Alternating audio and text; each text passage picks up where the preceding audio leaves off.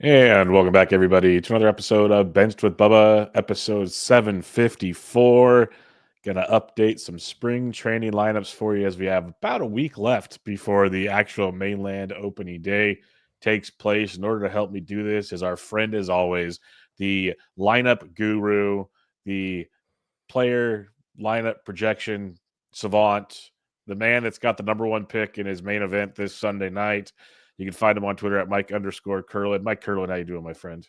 I am fantastic. And yeah, number one pick. And I'm like, it's bittersweet. I love picking on the turns because ADP really just stops applying to you almost instantly after the first round, because especially in these bigger drafts, like the high stakes drafts, you have to kind of get your guys and do what's best for your team build. So ADP is out the window a lot, and as we get later on into the draft season as a whole, and when you're on the turn, it's even less. Really matters even less at that point. Yep, I agree. But So, congrats on your one home run you're going to enter the season with already with whoa, Shohei whoa, Ohtani. whoa! You think That I'm was taking incredible. Otani? I'm going Witt. Really? Yeah, Sweet. I'm. I, I'm I've been team with the whole season, so I. I've seen everybody on Twitter now. 2 games of Otani going 3 for 8 with a homer. How can you not take him number one? Is all I see everywhere. It's actually so. It's if you know what scares me is it feels very much like the 2023 Acuna versus Trey discussion. It Yeah. scares me. It really scares me to be fading what feels like Acuna, But Yep. I feel like this is different. Witt's entering his prime as well. It's a little different. Trey kind of was exiting his prime at that point, but Agreed. that's where my brain went when I heard about when I'm sitting here thinking about it. And this morning, because I was talking to I think Rod on Twitter. Rod, he has like the cartoon character, the Martian cartoon character. Mm-hmm. I'm sure you know who I'm talking about. No one else does. Yes. Yeah. But I was talking to him on Twitter a little bit, and he's right. It's your fate. You're essentially passing on, arguably. I don't think anyone denies Otani's the best talent in the league.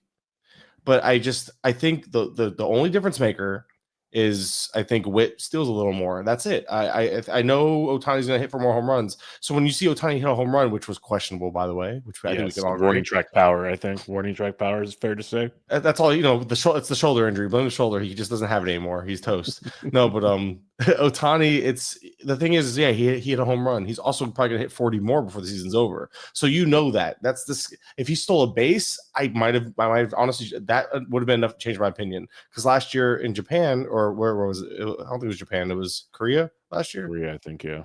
He stole bases in Korea. And I'm pretty sure, I'm almost positive he did anyway.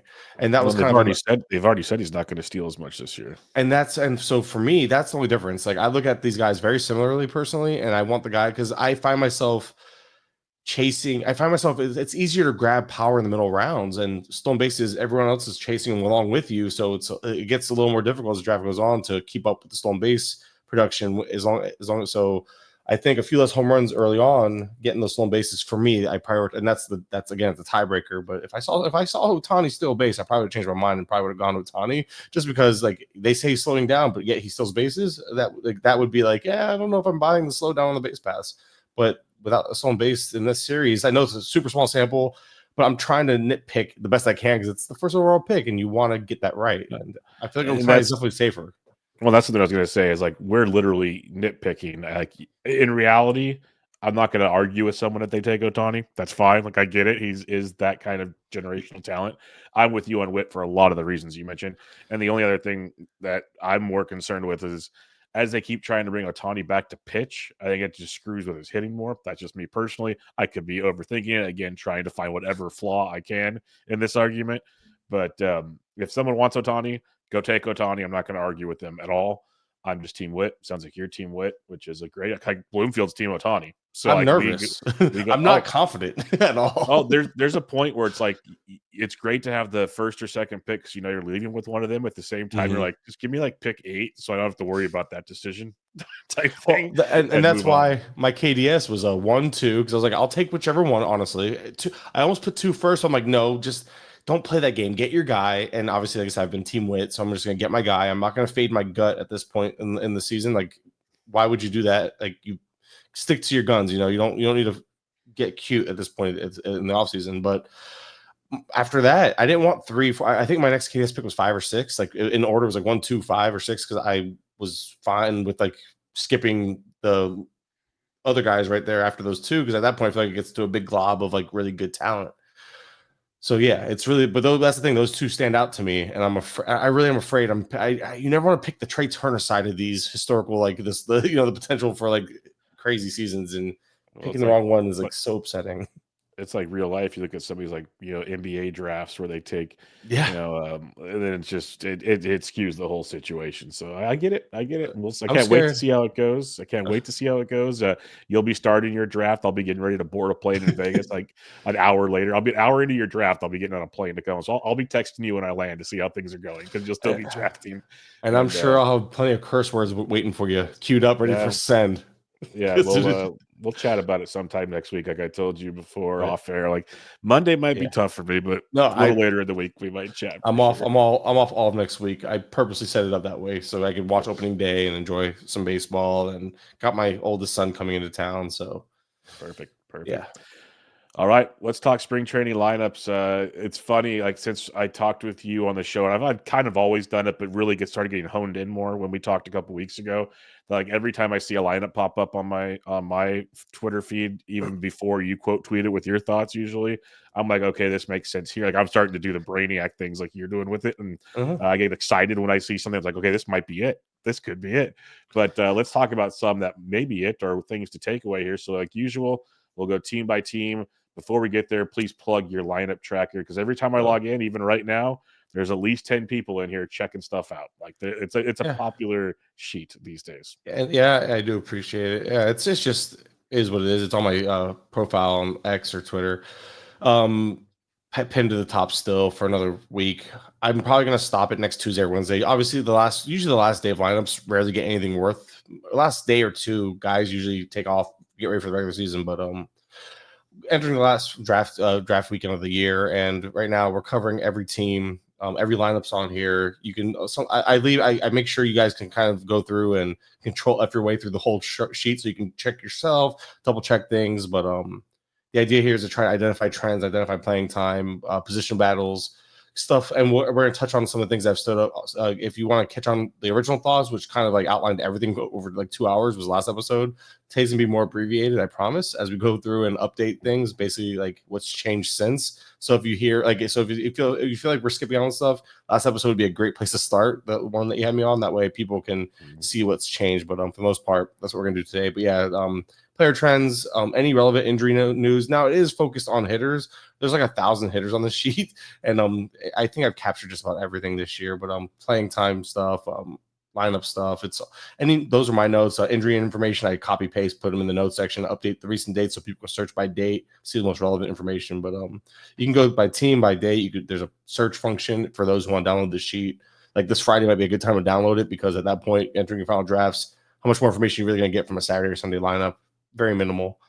But at the end of the day, yeah. So there's just a lot to do. So yeah, that's it. That's a long-winded way, longer-winded than probably needed to talk about it again. Yeah, everyone check it out. It's a very, very useful tool.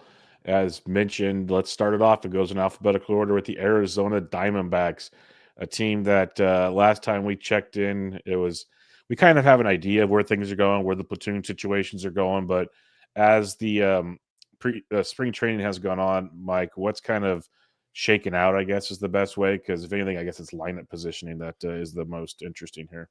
Yeah, so what we have is on March 14th, the 314 lineup. That was the one that stood out to me because that seems most realistic, most complete. And from top to bottom. And the big thing was like, where's Jake McCarthy going to hit? And I figured it was probably bottom third of the lineup because when everyone's healthy, they either like him at towards the top when they need, like if Carroll's out or if Marte's out. I feel like McCarthy's the type of guy that gets moved up, but he's also the type of guy that the power doesn't play, so he gets moved down when everyone's healthy, and that's what we're seeing. So McCarthy batting seventh in that March 14th lineup, which is pretty much a full lineup, and probably the only full lineup we've had from them all March. Even since then, we've had multiple lineups. The Diamondbacks every year, as long as they've had what's his face as the manager, Lavolo or whatever. Lavolo, yeah. Ever since they've had him as manager, they've pretty much done like a part like two partial lineups where it's like all starters at the top of both lineups with a bunch of B squad guys, no true alpha and beta lineup of sorts or AB. So that was the one that stood out to me, and seeing McCarthy at the bottom, but also seeing Alec Thomas get in there. It's a reminder that Pavin Smith. Pavin Smith, although he's on a strong side of a platoon, might still be like how we saw him used towards the end of last year. 3 out of 5, 4 out of 5. I don't think Pavin Smith is guaranteed a strict platoon role like Jock was, and unless he's on absolute fire, then obviously they'll play the hot hand. But I know Gurriel's gonna get some extra like regular rest this year. They've already discussed that, so that'll help keep Thomas and Pavin Smith in lineups often enough. But you'll have Pavin Smith and Thomas losing playing time to one another probably because the rest of the guys, unless there's off days and rest against righties, they have depth and they want to. And they're gonna rotate guys out regularly and stuff, so that'll help keep. I think Pavin Smith might benefit more as the DH and will be in there for like 5 out of 6 more weeks than not against righties.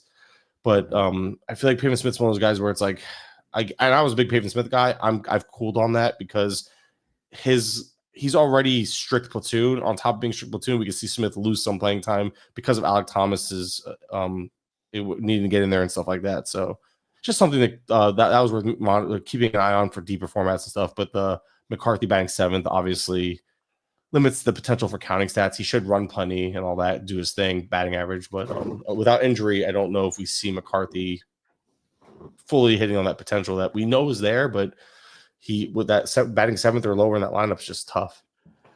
It's tough. I kind of expected it. I thought honestly, I almost prefer to bat 9th, let him wrap around with the top of the order. Because I think he would score more runs. I think he would score. This is the type of team. This is the type of team people. I think it's been talked about. I think people still forget because when you look at it, it's not like overwhelmingly like great. It led the league in runs last year. Yeah, pretty darn good offense. I feel like McCarthy has a better chance of scoring 80 runs batting 9th than he does 7th because with guys like Thomas, Perdomo, or Pavin Smith bats behind you maybe because Pavin Smith isn't like a nothing, but he's not great either. I think batting just ahead of Marte and Carroll in a lineup that should continue to be just as good as it was last year, maybe not lead the league, but still be a top half of the scoring team.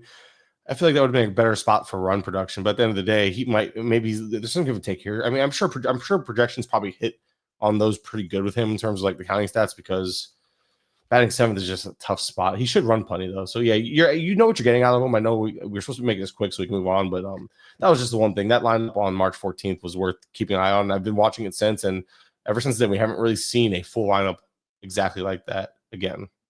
Yeah, I'm just looking at the next couple days. The 15th was close. Like 15th was pretty much on point. Jake McCarthy batting 2nd that day. That's why I was like, huh, that's interesting. But there's no Carroll. Yeah, no, exactly. And that goes back to what I said. Actually fits perfectly what I said. If Carroll sits or needs a rest day, McCarthy gets those extra at bats, so maybe that helps even things out by the season's end. And we all know Carroll doesn't usually get injured too often, but he still has that shoulder that we all question. And Marte is known he had an injury scare the other day apparently playing defense. So yeah. So Jake McCarthy in reality could be like the old Ozzie Albies situation, one injury away from top of the order, and everything looks beautiful again. And that's in the draft price. Exactly. Let's go to Sacramento, to the Sacramento Athletics. And this is, very weird. It's a team I agreed with your Twitter post the other day. They sent Esteury Ruiz down to AAA. That made me quite angry because, let's just be real, I think he's got better ceiling than a lot of the guys they're going with, but I digress. What are you seeing in this lineup? Because it's kind of been flipping-flopping all over the place of late. So I completely forgot about how regular of a player Andujar was last year. And I think it's just easy to say that Andujar is a weak side platoon bat because he's a righty.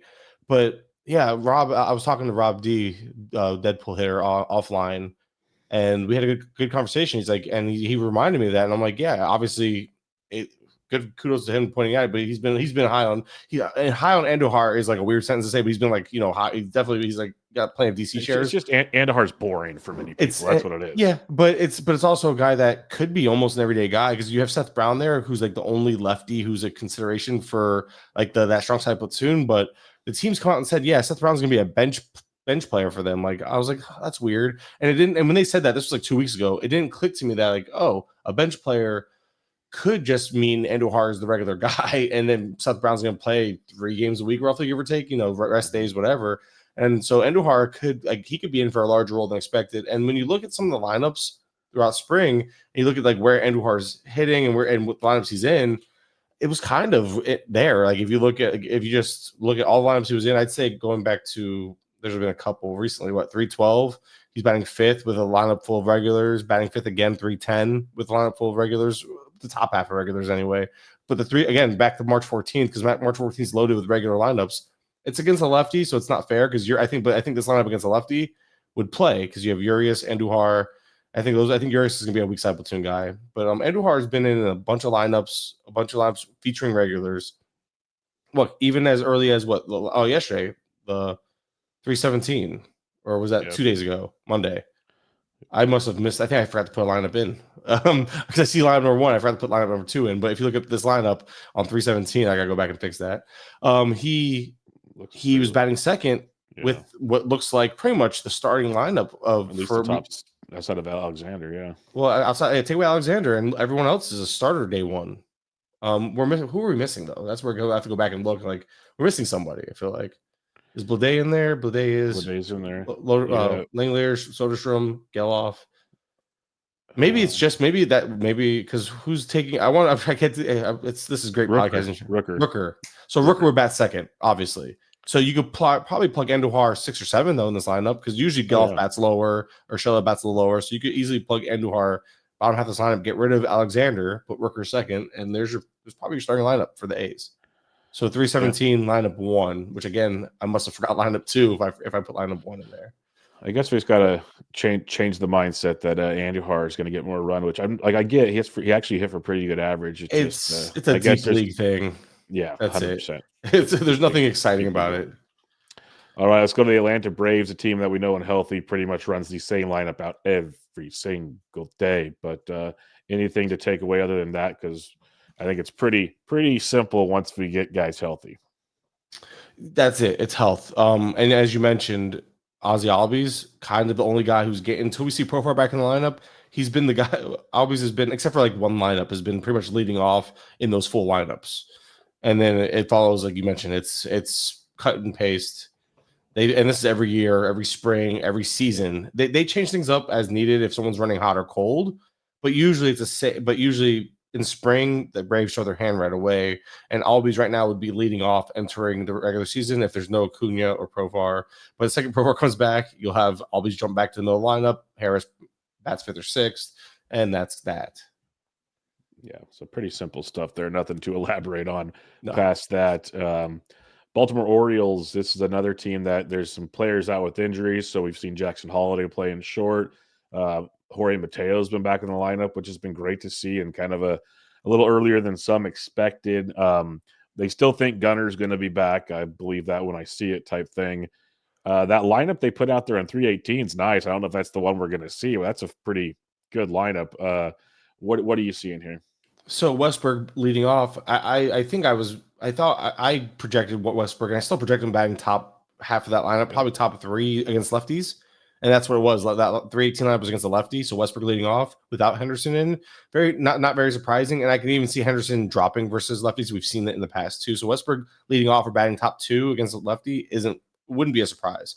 I think what we saw, there was a lineup that was 316 lineup 1, or you have 2 lineup 1s. No, I don't. Oh, now you changed it. Yeah. 316 lineup 1. It's almost the same as 318. It's the lefty again. Yeah, but it's also identical to the positions. Like the players might have changed it, but the positions in the order, it's almost like they're cutting and pasting like that kind of. It's pretty interesting. Actually. Yeah, that is. It makes me want to. And when I see this stuff like this, I usually go double check. Like, did I mess up? But no, it's too far apart. But yeah. So there was a lineup where I think it was 3. Again, I think it always goes back to 314. March 14th was a day apparently. March 14th, the third out of 4 teams. It's like we've talked about that lineup is like very. Now, obviously, Gary Sanchez being in as DH probably won't happen against righties too often. But if you look at that lineup, you have Westberg batting 5th. He'll probably bat 5th or 6th, and that was kind of the expectation for me coming into the year against righties. Jackson, because you'll have said. I think you'll have said Mullins moved down because if you go back to way earlier, like when Henderson was healthy, Mullins was like batting 3rd regularly for this team, and so Mullins has been leading off since Henderson got hurt. But you move Mullins down, you insert Henderson top of the order. I think Mullins can bat 3rd because I think they're going to stack lefty, righty.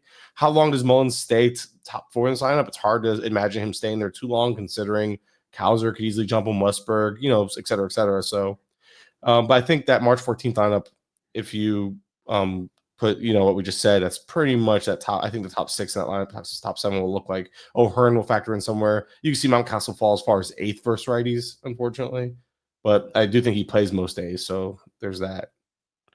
Yeah, my most important thing with Mullins is just keep putting him in the lineup. Don't platoon him, please. That's all I ask. And for the most part, it seems like he's getting his regular reps. I gotta So see, who do they even I, I have? was I was Who do they reading I even was reading have, your though? notes. He's played 11 games in the outfield, so he's getting his run. Well, yeah, I don't think that. I think the issue. Oh, they have Loriano. I'm trying to think but Loriano's not a good center He's fielder. not a So, center fielder. They don't really have another center fielder. and that should, unless they put Cowser can glove it. So I guess it's a matter of who's batting. Like it could be a matter of hot hand between the two. You know what I mean? Yeah. I think I would think Cowser gets first crack at it, but I could see them easily saying, "Hey, who's running hot? That's who's going to play center versus lefties."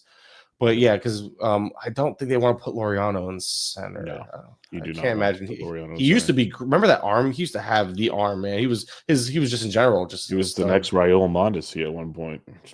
But He's played. Let's see. Loriano's played 1, 2. He's played some center this 3. They've given him 4, 5. They're giving him a lot of reps in center this spring, probably just to see what he could do. But I just wouldn't be. I wouldn't expect it to last long, if at all, come regular season though. Yep, I'm with you. All right, let's go to Boston, a team that's kind of getting healthy now. We've seen Devers back, Abreu's back. We're getting kind of an idea on how things look because Devers will be DHing to start the year. That's another one. So like that 315 lineup, obviously Ref Snyder not in left field. You can move that around, and the catching situation will be Connor Wong. But for the most part, that seems like something realistic. What are you thinking with the Red Sox? Well, it's funny because that 315 lineup is against a lefty, so Ref Snyder being there That makes sense, actually. actually would work because I think Willie or Brady was going to bat 6. So if you look at the lineup 2 on 317, I think that's the winner. I think that's your money. That's your money shot right there. 317 lineup 2, it's Duran, Devers, Bregman, Casas, Story. Yeah, that's true. Because it goes lefty, lefty, righty, lefty, righty, lefty, righty, lefty. Yeah. So Campbell batting 8th. They've been Campbell does. I feel like Campbell doesn't deserve it. He hasn't had the strongest spring, but I don't think they care. I think they want to see what this kid's got because he's proven it at every level up until spring training, and obviously spring training. I mean, maybe he doesn't make the team, but we had literally back-to-back days where Hamilton's the favorite, and then turn around. Never mind. Campbell's. Well, did you see who is playing second base today as we record on Wednesday? Mayor. Yeah, I saw that. Actually. just to throw a complete wrench in it in a full lineup too. Which was funny to me because it's a completely full lineup, and I realized yesterday's lineup. So this will caught my attention yesterday's lineup, and I put the wrong name in. That happens sometimes. I usually I catch everything, but yesterday's lineup when they had the chance for both Campbell and what's his face Hamilton, they put Hamilton at shortstop, giving Campbell those reps at second, which I guess really doesn't mean much though because Hamilton's a util guy. He's a veteran. I guess they don't need to give him those reps.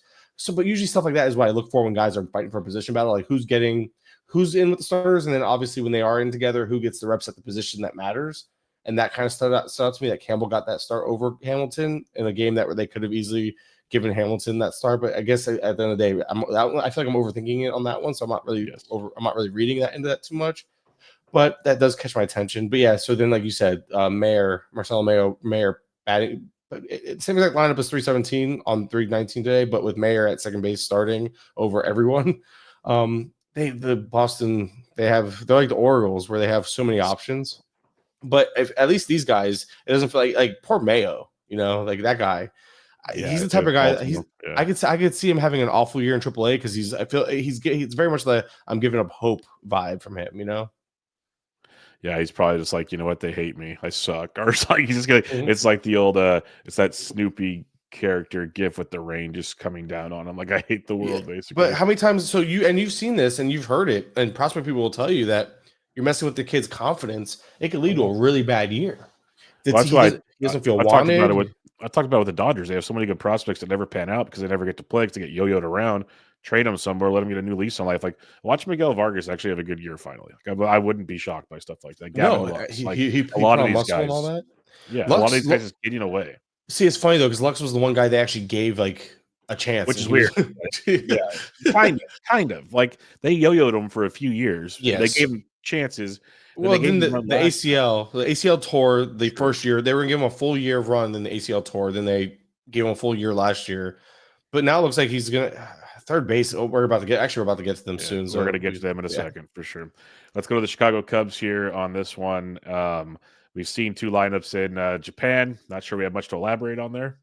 No, just worth mentioning was the they faced two righties. So 318, 319. Actually, I'm gonna make a little note so people know that these were the Japanese lineups in case they don't know for some reason. So it's worth knowing because now we have answers. Dansby 6, PCA 7, Amaya split with what's his face. Carson Kelly. Yeah, so you knew that, and you kind of knew that was gonna happen. Like We're they're gonna gonna play back to split. back this early. Well, they're gonna Yeah, play back to back this early either. yeah, and I think in general though, you might see Amaya play 4 out of 7 type of thing. So it's Yeah, still gonna be I think close he's to a like split. 65% of Maya, 35% Kelly, or something like that. So whatever. 4 out of 7. No, you're right. I You're think right. I actually hit it. I almost I hit the agree with you. percentage.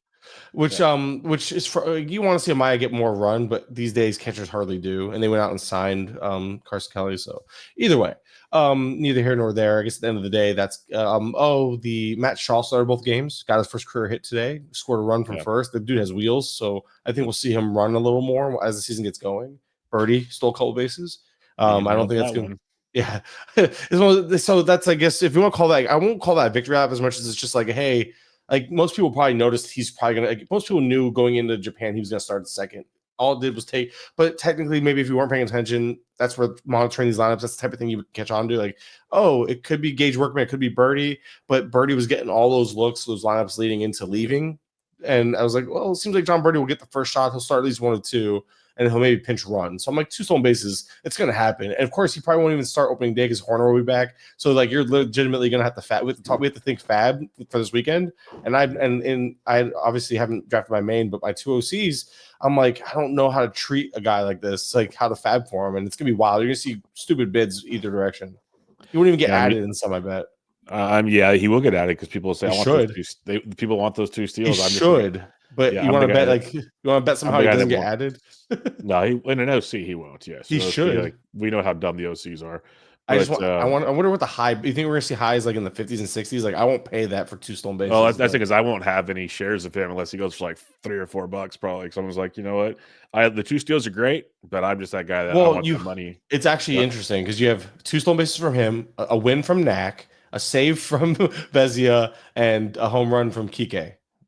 Like I'd rather have this save from Vesia, honestly. But the thing is you have to try to figure out prices for all these. So Oh, your I best know. bet is going back and looking at how much did Hudson go for last year. Yeah. Try to gauge your best bet on that. The home run stuff. I don't think there was any hitters that really bumped. I'm sure there was, but No. like none that were like. I don't think there was this much of like a hey. There's 4 guys that pretty much undrafted in OCs. Even main events. I think Birdie got taken in a couple because people were doing this whole speculating game. Or actually, it probably happened because yesterday's game before last night's. Yep. I know he went in last night's main event for reference. Like, makes sense. He stole base, so he went late, and now he stole another one. So you'll see him added. It gets tough because now you have to prioritize what's that. Like, and I guess at the end of the day, they'll go look at your team, look at projections on your team, and my team's gonna be light in speed. Maybe it's worth a few extra bucks just to see if I can get them and get those 2 stolen bases. So yeah, but it's a fun game to play. But yeah, other than that though, Michael Bush and Turner. I think it's already kind of a foregone conclusion that they're in a platoon. But seeing Turner pinch hit for Bush Shit. in Yep. both games for a Yep. lefty reliever kind of tells you that Says it all. Bush might not be in a strict platoon, but it's going to be. I mean, it's like he did hit against the lefty earlier in the game, but in the 9th inning he got pulled again for another lefty, so it's probably going to be pretty strict, I would guess. So you got to navigate around that and make some more fringe of like a streamer type and a 12-teamer at that point for me. For sure. We'll have to keep an eye on that one. Chicago White Sox, a team that's always in flux. They did get Benintendi and Austin Slater back in the lineup on Wednesday, so that was a bit of a surprise. So that'll probably throw a curveball into everything we've been looking at so far. Get out of the way, Michael A. Taylor and company. But how are we feeling here? I still think Chase Mydroth is the shortstop of the team, at least to start the season. Like you said, I like Miguel Vargas with Josh Rojas's a fractured toe. I was like, maybe Brandon Drury actually gets to play with this team to start the season because he's having a good spring. What are your thoughts on the White Sox? So Rojas is supposed to be it's a pain tolerance thing with most toe foot injuries. That's the case. We'll see. Yeah, but Drury's having a really good spring. Looks like almost like the reason why you drafted him last year is why like now it's like, man, he's appealing to go add this year for like $1, see what happens, see if we can get Drury from 2023 back, the one that we were chasing last year. But I'm not going to get my hopes up. Vargas, middle of the order bat. Didn't think that was going to happen, but here we are. But I mean, I haven't looked at his spring. I don't really care about spring stats as much. But Meadroth was interesting because I think he's going to get the starting spot at shortstop, and I was wrong. I thought it was going to be. I think Montgomery kind of had it stolen from him in the sense that he got injured. I think it was really his to lose. Yeah. And he never had a chance to lose it. But Meadroth leading off makes sense. The dude's walking 22% of the time while striking out 22% of the time. I just don't know if he's doing enough. So today, seeing him bat 9th in what's a mostly full lineup. Take away Slater. I think Slater's just getting reps because he returned.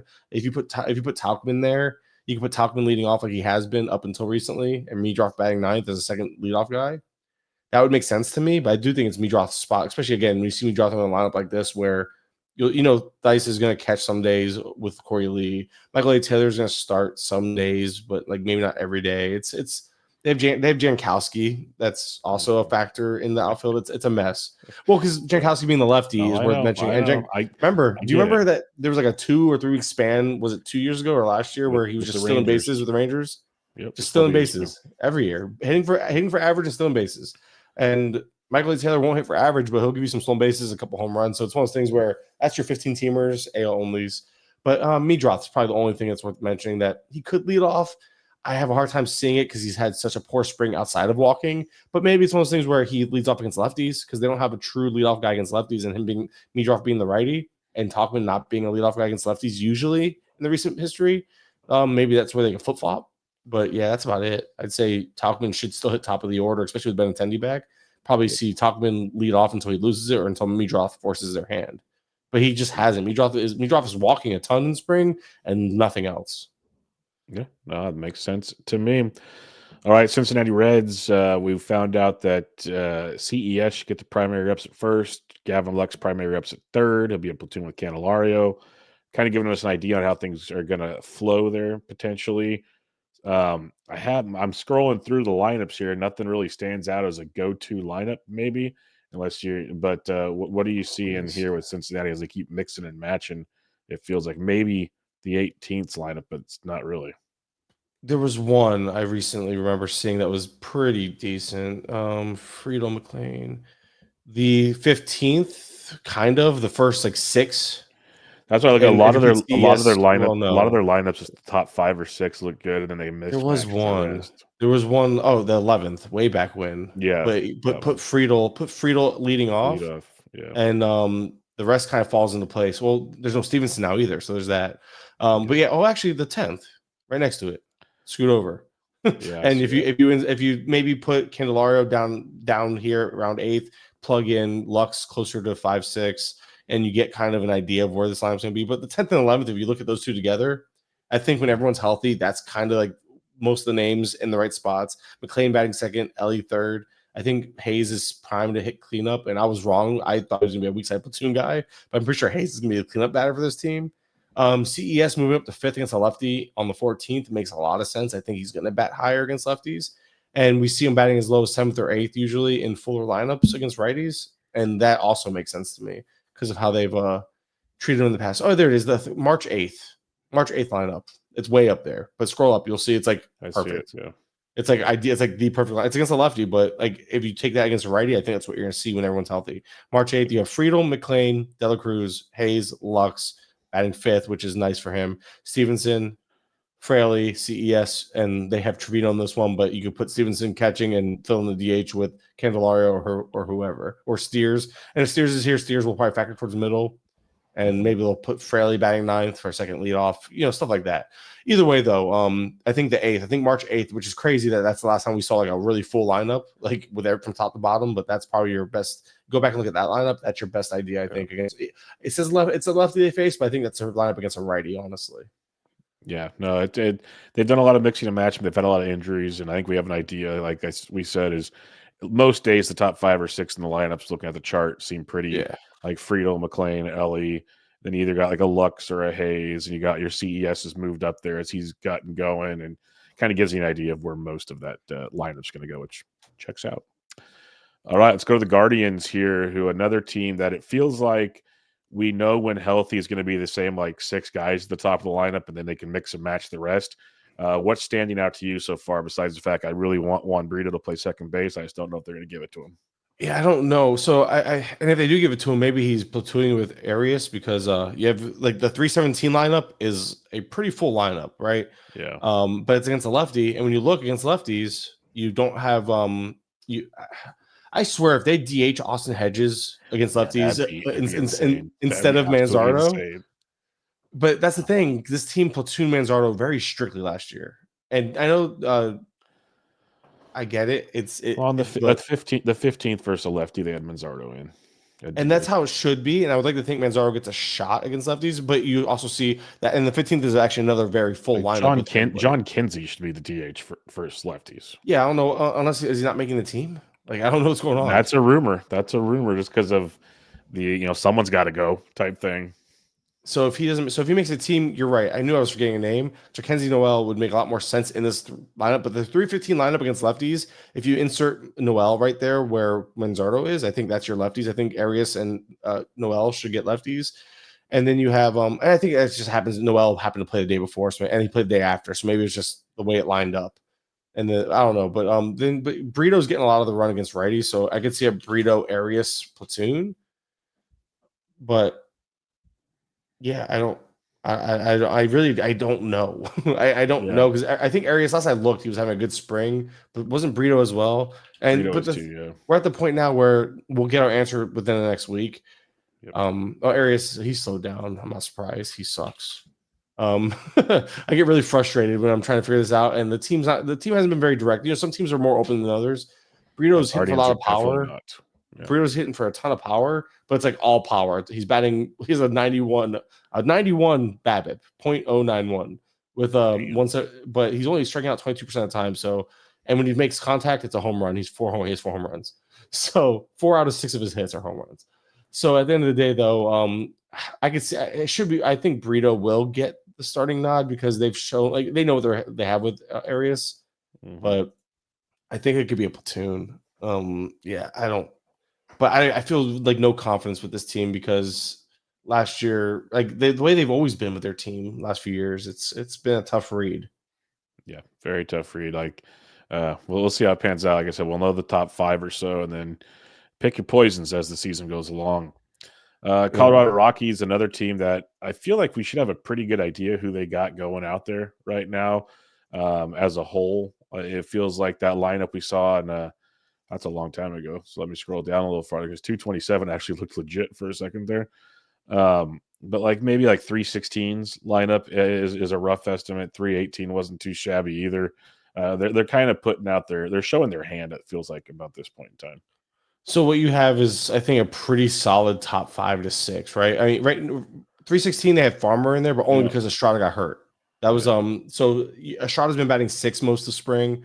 I think Estrada's gonna bat like towards the middle of the lineup, which is crazy in its own right, but whatever. Yeah, his team doesn't have in the middle of the lineup a lot of these. It's interesting. He bats like so he was batting 6. I think 310 lineup 2. That's what I was looking at. 3 that stood out to me. That was one of them that big way. That was one of them that made a lot of sense, especially if you put Stallings or Goodman there. Doesn't matter. Goodman can move up even because he's a better hitter. Nola sucks. He's not going to be in the lineup. But then you start seeing Jordan Beck has been rumored. Like he was having, last I looked at, was having a rough spring. Veen's been the latest rumor in terms of possibly making the team. So Veen maybe jumps him in preference. That could happen, I guess.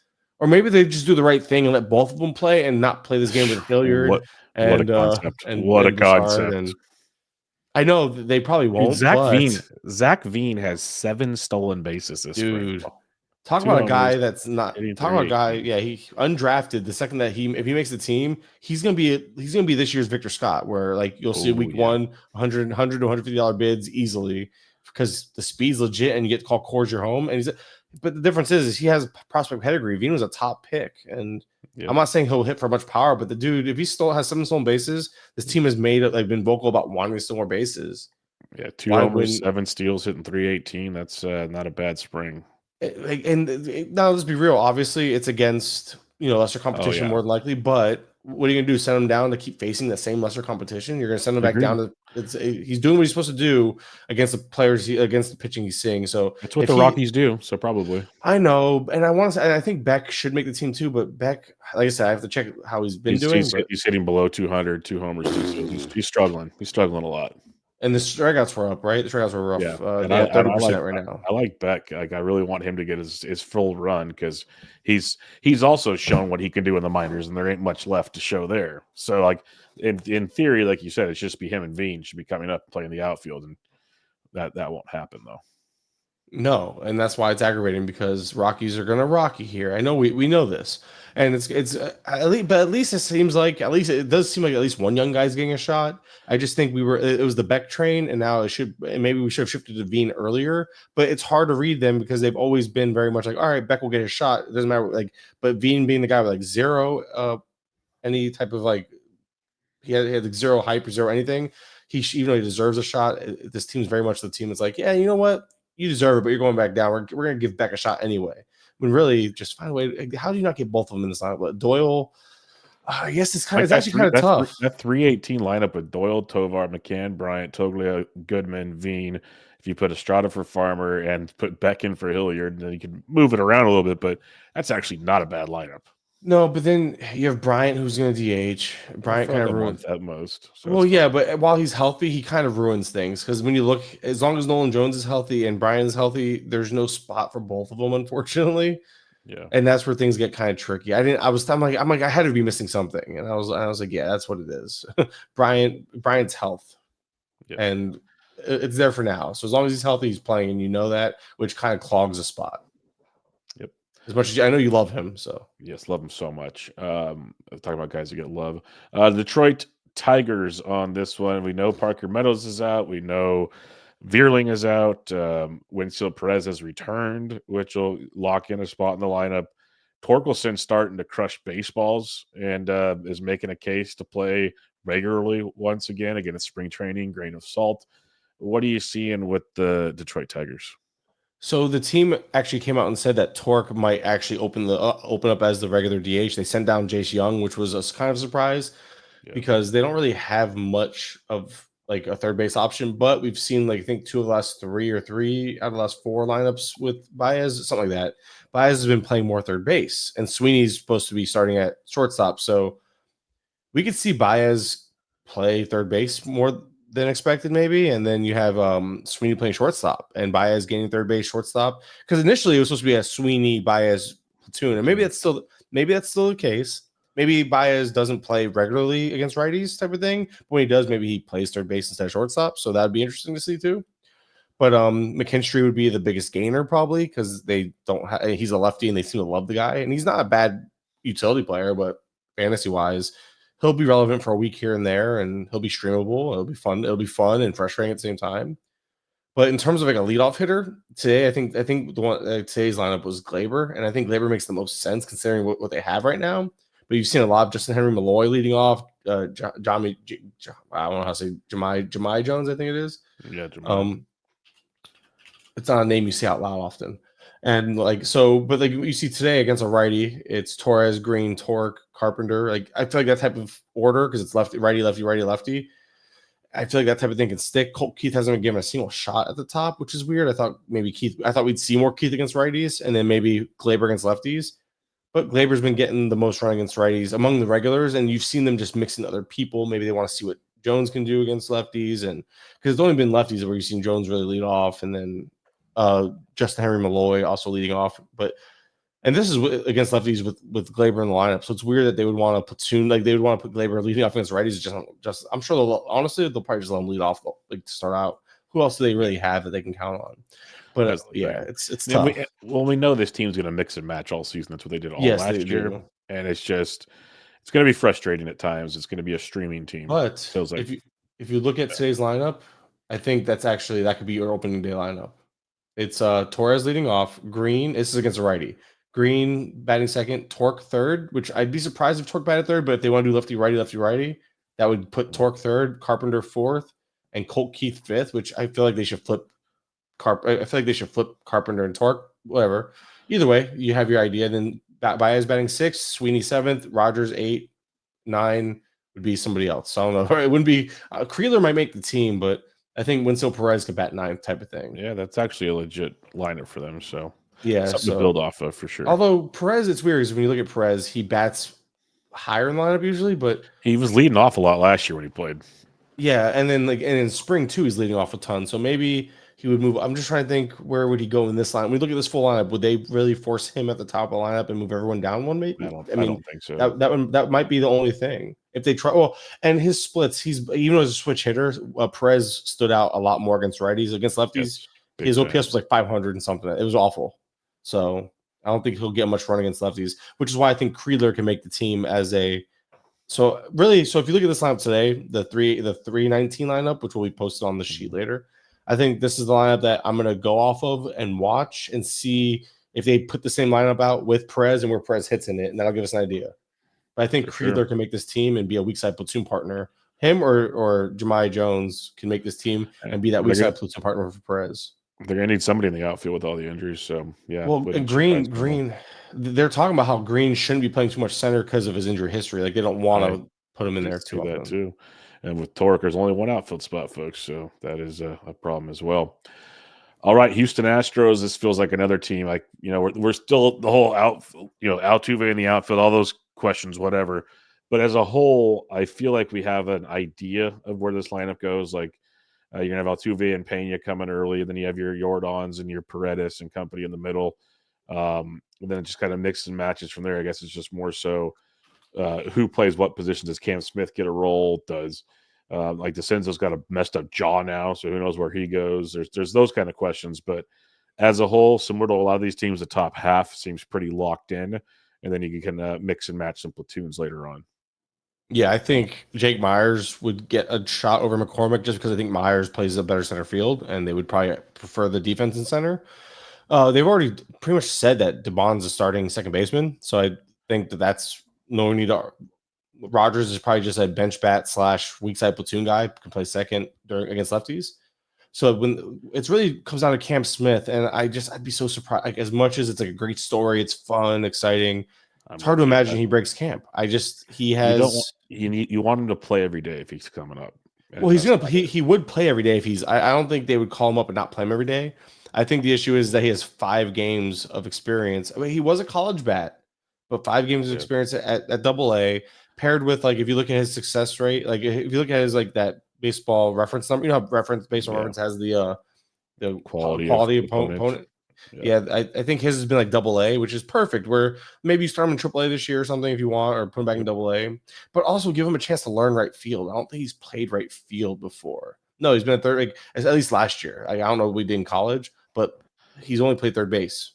So now you want this young kid to succeed as a hitter in the majors while learning a new position. I just feel like I love the idea of giving him a shot to figure it out, but at the same time, you want to set him up for success the best way possible. I think a trip to the minors would do him best. So I have a hard time buying Cam Smith breaking camp with the team. I know he's still up. I know he's still part of the mix. It's tough. Yeah, like I know this team because I do ALPT tomorrow for HQ, so I do a lot of speculating on what they could do with their different positions. And I think Cam Smith should get some more reps in the minors. And like you said, people might not agree with that comment, but it just makes sense, especially if you got a guy like DeCenzo that can kind of play the outfield. You got Jacob Melton, who's a very good outfielder, could get some run there as well. Like they have other options of guys that are maybe like has had a little more reps, one might say. And that does not mean Cam Smith can't come up in a month or two and take it over. But I think there's a lot to it. So we'll have to kind of wait and see. I think it's also funny. Dubon should have always been the second baseman in theory, if that's how they're going to roll with this. The fact they're letting Brendan Rodgers take a roster spot over a DeCenzo or a Whitcomb or something like that is just completely laughable to me.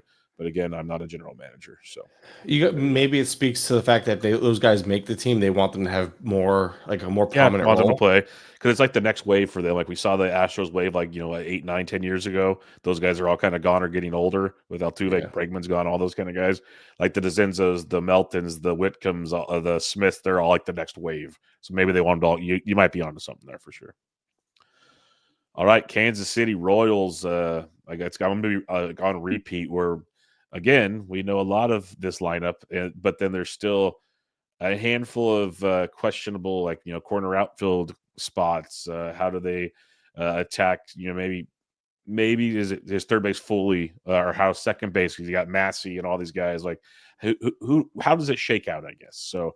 What are you seeing with these lineups? Yeah, like I'm scrolling through them as I was talking, and I was like, Uh-huh. every day is something different. It's And pretty wild. so I don't And know like what they're like gonna sorry, do. sorry. Like India goes Yeah. third base, left field. It's all Yeah. over the place. Oh, Like India. I think India second might base. like Yeah, second base makes sense, but I think India's legitimately gonna get eligibility elsewhere, most likely the outfield, because I he think might be a that 2026 mascot.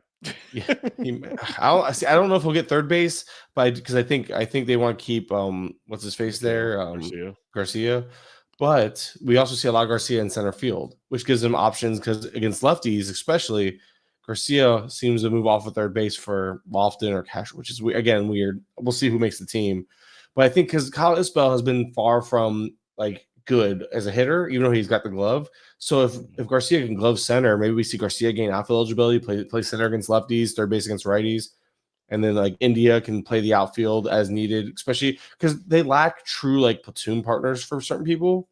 But India, these guys could be like pseudo platoon partners, as in like they're everyday guys, but against lefties, then maybe they move positions, given the bad lefties like that can't hit righties or can't lefties that can't lefties break days off. So it's weird. Like they can play these games because they're gonna have to. Man, I just don't understand. Like, what are they doing with Hunter Renfro? It's like the I corpse of, agree. and for them they're paying him, but it's only like $7 million. Like these days, that is a You can bench get rid of player. that. You can get rid of that easy. And Melendez is having a solid. At least I checked. He was having a solid spring. So apparently, so is Renfro. All of a sudden, he decides he want to hit the ball this spring, which might give him a. But this is one of those teams that's always been very faithful. They like a guy. If Yeah, you they're notice, gonna like they were like that with Hunter Dozier. Renfro will get his at bats until he gets hurt. He's going to be out there. That's just the way Remember, it's going to Hunter be. Dozier was the same way for them. They loved Hunter Yes. Dozier, no matter how bad he was. They played him, and I feel like that's what they're going to do with Dozier. I feel like Dozier's going to play mostly every day. Melendez, I think, is going to be a platoon partner. They have so many lefties. I think Melendez is still going to play against righties unless he can't hit. And last year, he couldn't hit last year. He tweaked his mechanics. He's still striking out nearly 30% of the time, but a couple home runs this spring, a stolen base.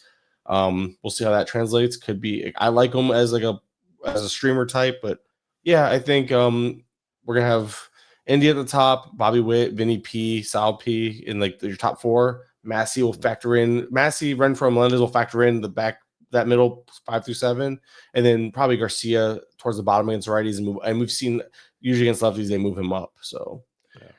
I think it's pretty much a lot of the same guys as last year, but it's just you're right. It's just a bunch of like they kind of A just throw lot of something at the wall and platoons. see what sticks.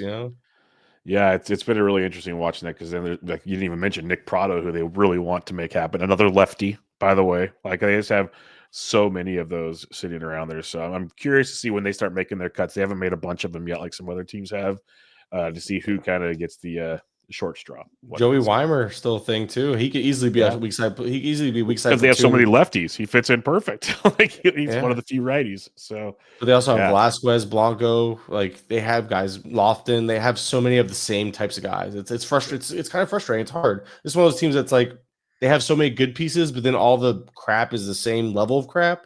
So you kind of just have to yeah. you have Well, to kind of in guess. reality, it's easy for fantasy unless you're a very deep AL only league because you just True. avoid You most just of have, it. and then the thing. This is one of those teams you watch early on in the year. See who's getting that PT, and then they become streamers. I think Michael Massey's pretty safe. I think Melendez starts out safe, and so does Isbell. But I don't think I think Melendez and Isbell might have shorter leashes. I think Massey might have a longer leash, but then the back will keep. Like, I think they're going to manage his back stuff from last year. Yeah. So it's one of those things like it's almost like Brian Hayes. This is a massive team. Like once we get the first couple of weeks of lineups where, like you said, streaming will become a thing. But you Oh lefties yeah, or righties, like a ton. Like we did it with Massey all last year, anyways. Like yeah. there's gonna be a ton of that. But Massey was able to So, play himself into a regular role, and I think Massey's good enough to actually still do that. But we'll see yeah. how they use him because they might want to just give him regular rest anyway because his back issues are. I believe that's like just one of those things he has to manage, kind of like Hayes the rest of his career. All right, Los Angeles Angels of Anaheim.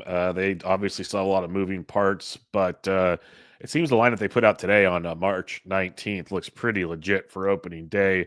Um, that'll be interesting to see if that sticks because they keep trying to get Lugo a lot of at bats. Kyron Paris, I like both of what they're doing. I think they're more of a they'll get called up when injury happens type guys. But what are you seeing here? Because like I said, I don't know if you've seen the 19th yet, but it looks pretty darn good. I just don't understand why they would have Rengifo 7th against the lefty and I Shanwell agree with that. 2nd. Well, So you've said it forever. yeah, Ron Washington hates he Rengifo. hates Rengifo. That's what forever. and it's funny. So like last year, I was wrong to fade Rengifo. Obviously, he had a great year. This year, I'm like, all right, I'll get a few shares, and then he get, of course, the hamstrings and all the other stuff. But he's healthy now, and I still think I think this might just be a look at the opening day lineup. Honestly, I think come opening day against the lefty, I like we saw Shanwell also get platoon against lefties at times last year. So I think Shanwell plays every day. That's not really like a problem here, but I could see them flipping in the lineup against lefties, unless they want to keep it because they're so righty heavy at the top. I can see Shanwell batting second. So you know what I mean? Like, yeah, it gets kind of tough. Yep, but I think once everyone gets going, it's pretty much straightforward. TA at second and Newman at short. Now that they option Kingery, I think that's pretty much there's your answer. That move, but yeah. So we'll see how that one plays out. Dodgers, I think we know, but we don't because Freeman didn't play, Betts didn't play, but I think we can kind of slot those guys in accordingly. I think we always knew kind of how the Dodgers were going to play it out if healthy, but any thoughts on them? Not really. I guess the only thing I wanted to mention about them was I gotta find the lineup today. So Edmund at second base. I think that he already has 2 games there, so obviously eligibility is already looking promising. But we saw them face 2 lefties. Does Pages play against righties full time? That's to be determined because what they can do once Betts is healthy, put Rojas at second, which we've seen them do in spring, and put Tommy Edman at center field. We saw this as recently as I think 311. No, there was one.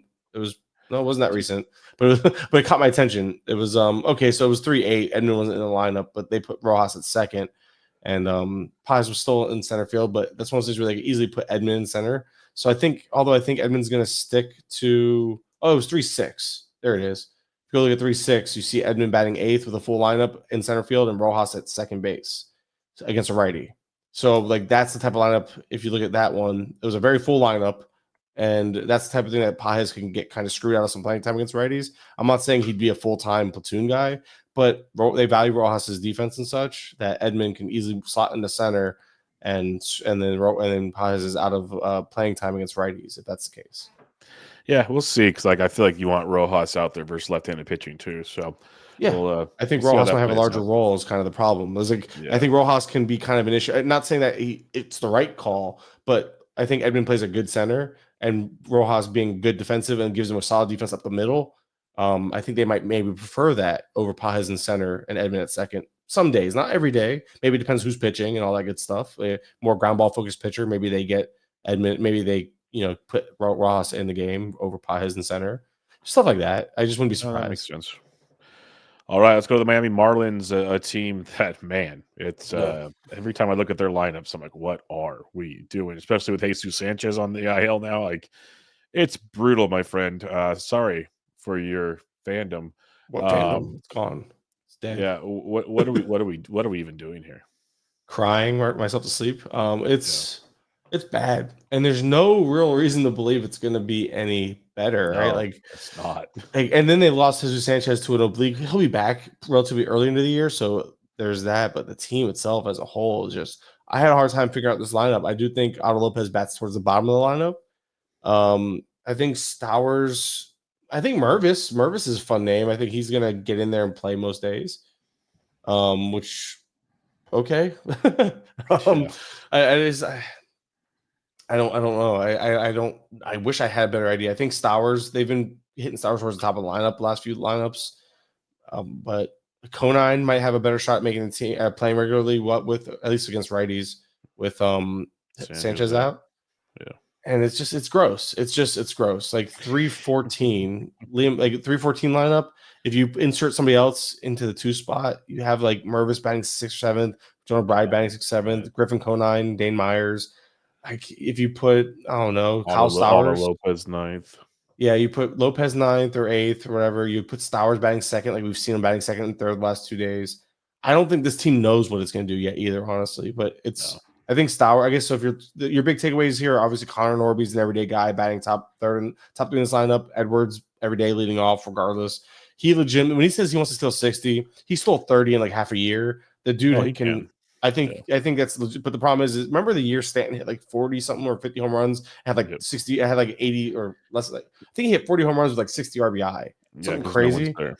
I think that's what we can get here with like we can get 60 stolen bases and like 70 runs scored. Like this team is just that bad. So I'm trying to now. I'm curious. I gotta find it. It was 37 home runs and 75 hours. No, here it is. 24 and 62.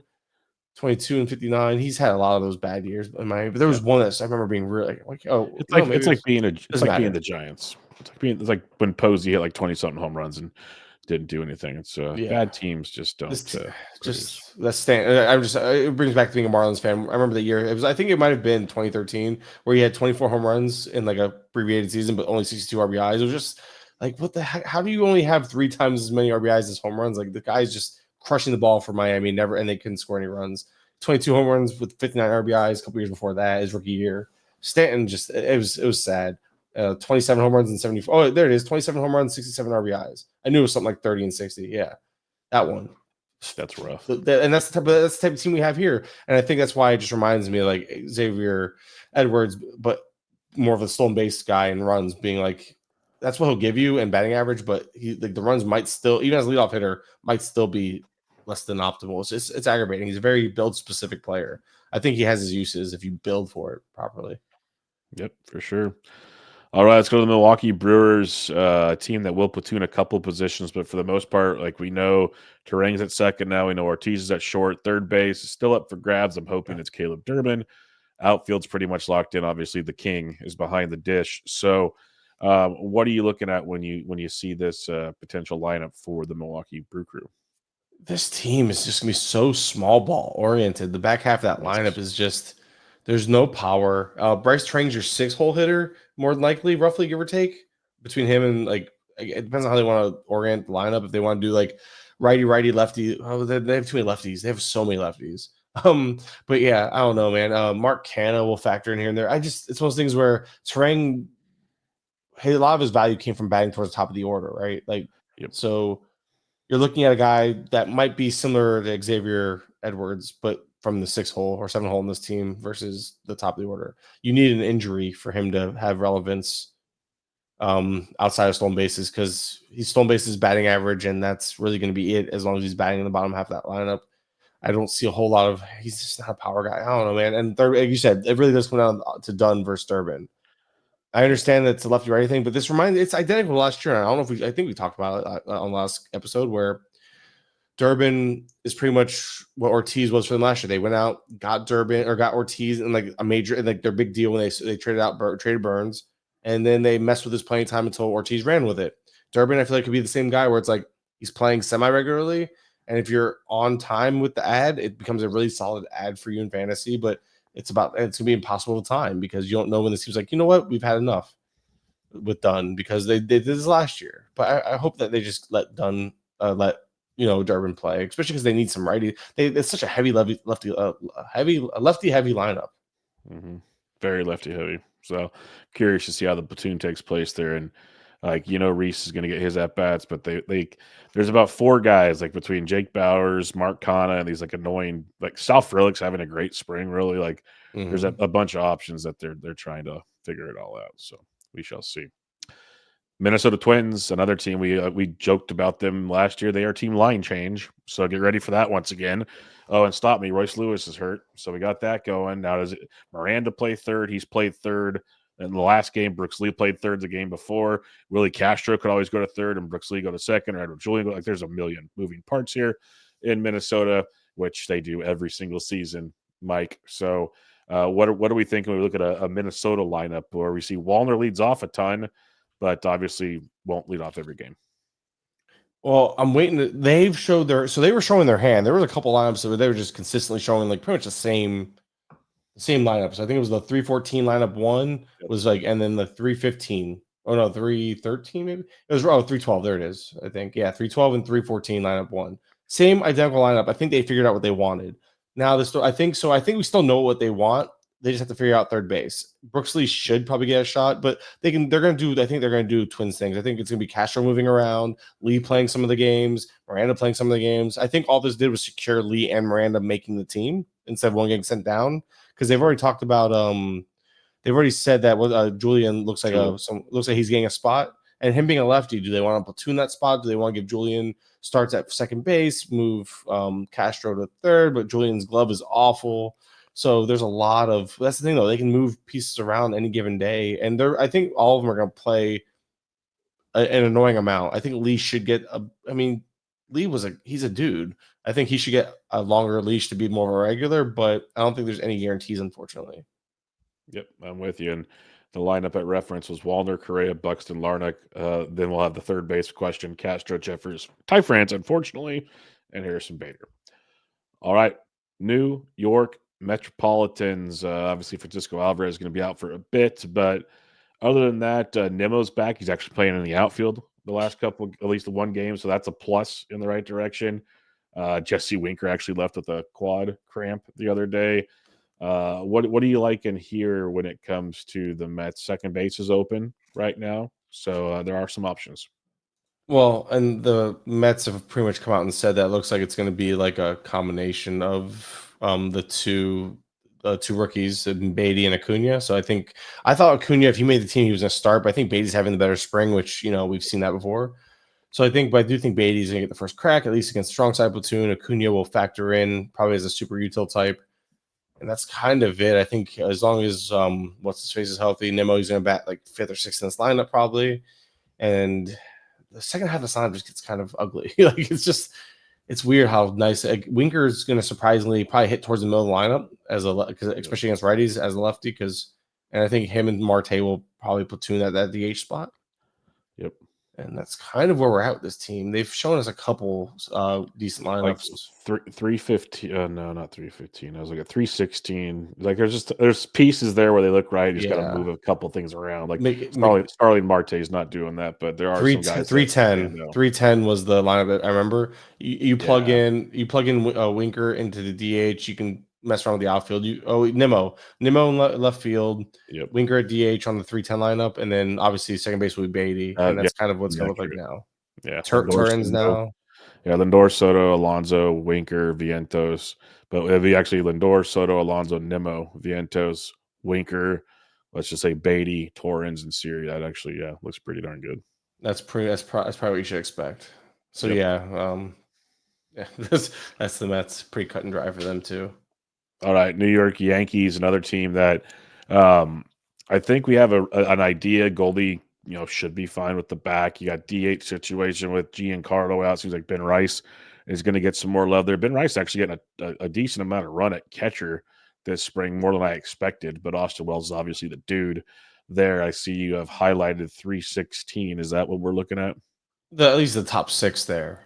I think that top six might be what we see entering the year, with Wells leading off, Judge, Bellinger, Goldie, Chisholm, Volpe batting sixth. And after that, I wouldn't be surprised if we see Grisham play more than expected, because they have the DH open now.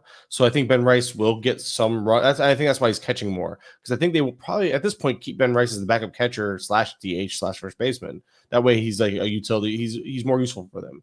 It's where does Jason Dominguez fall in the place is kind of a tough one.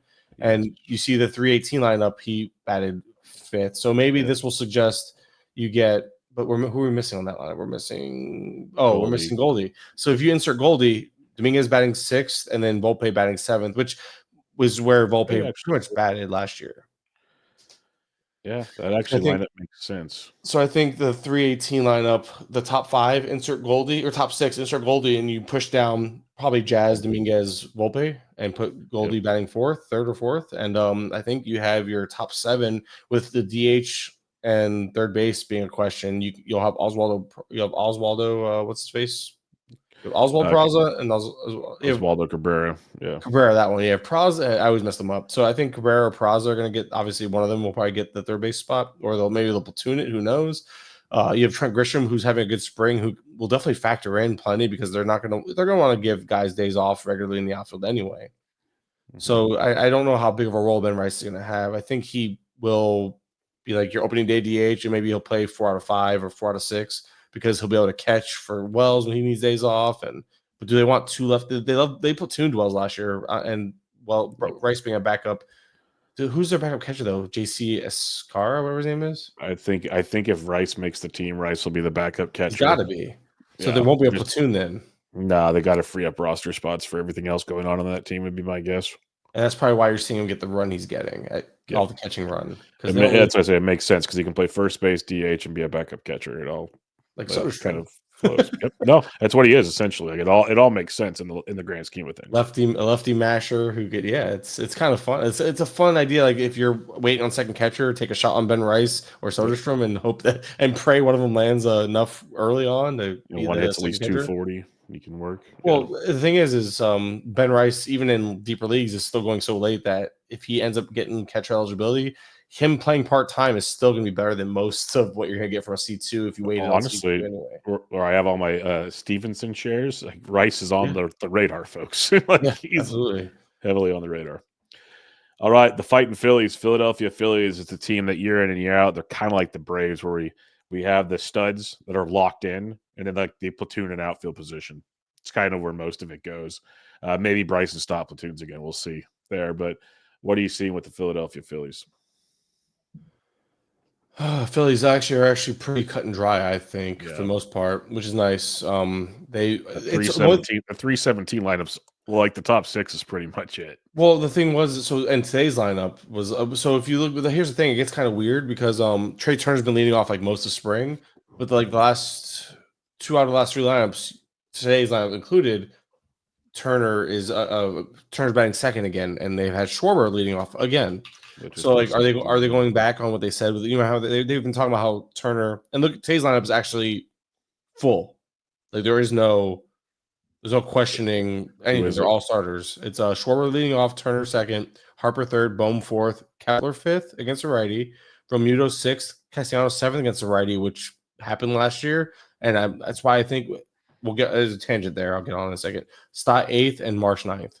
That is probably the opening day lineup for righties. Yeah, that makes a lot of sense. You can even see Stott and Castellanos. I can see Castellanos batting eighth against righties. Yeah, he's not. And remember how all the talk about is Romuto DHing more, which Schwarber would play the outfield. Yeah, because I don't think I think Castellanos takes the biggest hit. People are so worried about Romuto. I think if Romuto DHs more, this is my take.